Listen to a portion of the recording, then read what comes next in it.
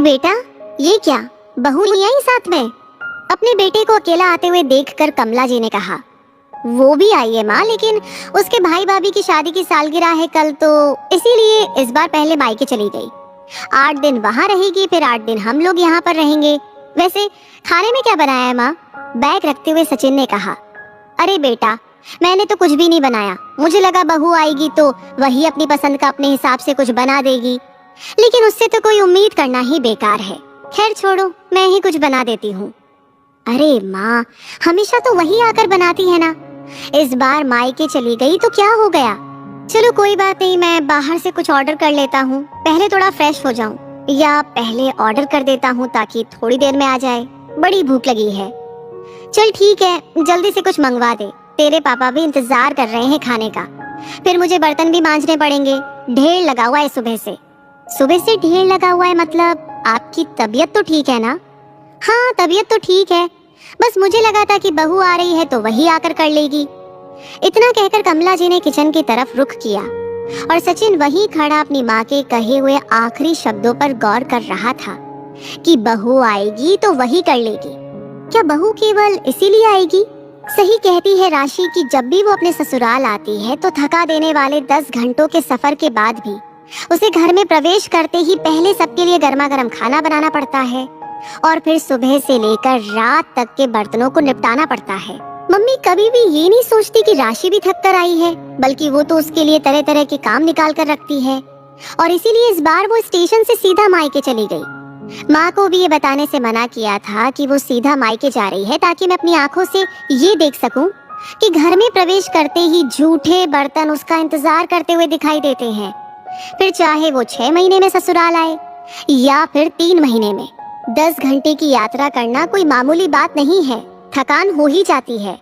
फिर उसके बाद घर आओ तो ना ही खाना तैयार होता है और ना ही एक कप चाय की उम्मीद की जा सकती है। राशि ने उस दिन मुझसे कहा भी था, लेकिन हम लड़के अपने माता पिता की गलती स्वीकार करना ही नहीं चाहते। शायद इसीलिए आज मुझे आईना दिखाने के लिए राशि ने अपने ना आने की बात मम्मी को नहीं बताई। अभी दिमाग में यही सब कुछ चल रहा था कि मम्मी ने आवाज दी, ले बेटा चाय तो पी ले, न जाने तेरा ये ऑनलाइन वाला खाना कितनी देर में आएगा। चाय का कप पकड़ाते हुए माँ ने सचिन से कहा। तभी उसे याद आया कि मुझे तो माँ ने चाय का कप पकड़ा दिया, लेकिन जब हम दोनों पति पत्नी साथ आते हैं तब माँ कभी भी चाय नहीं बनाती। अक्सर राशि ही फ्रेश होकर चाय भी बनाती है और खाना भी।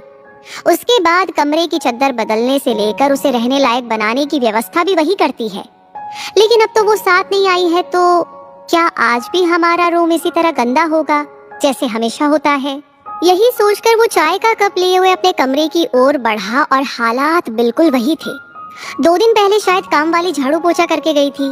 चद्दर और दूसरे सामान पर जमी हुई धूल ये बता रही थी कि शायद 2-3 दिन से सफाई नहीं हुई है।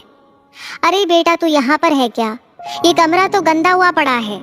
ऐसा कर, तू बाहर सोफे पर सो जाना। वैसे भी अकेला ही तो है।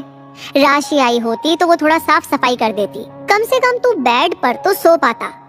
अपनी माँ कमला जी के मुंह से एक बार फिर से ये बात सुनकर सचिन को गुस्सा आ गया, क्योंकि वैसे तो माँ अक्सर यही शिकायत करती थी कि राशि कुछ दिन के लिए ससुराल आती है लेकिन फिर भी कोई काम नहीं करती है, जबकि वो सब कुछ करती है। लेकिन आज जब वो नहीं आई है तो माँ ने न जाने कितनी बार ये कह दिया कि अगर राशि होती तो ये काम करती, वो काम करती। लेकिन आखिर क्यों राशि से इतनी सारी उम्मीदें लगाई गई हैं?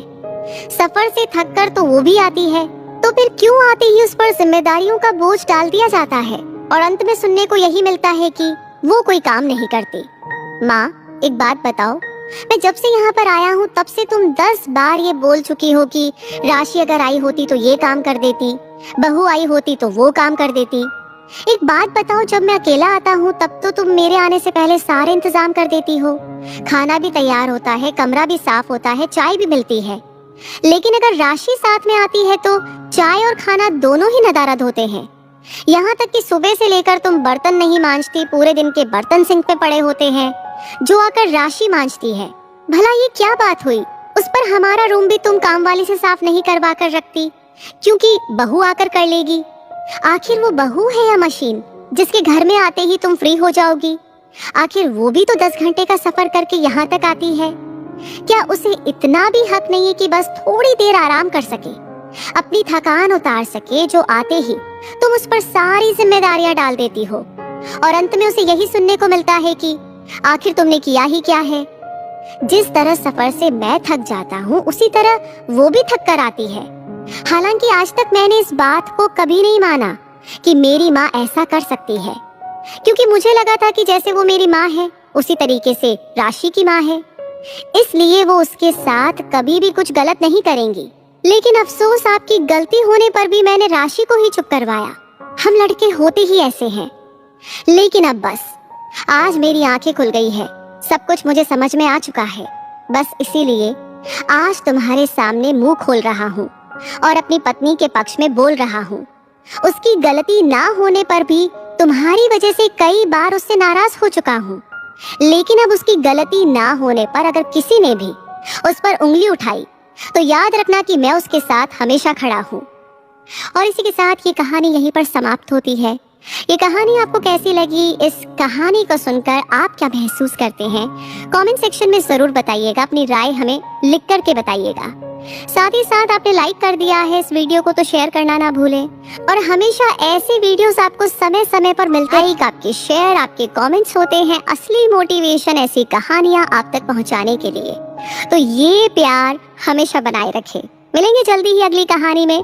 तब तक के लिए मैं आपसे कहूंगी धन्यवाद।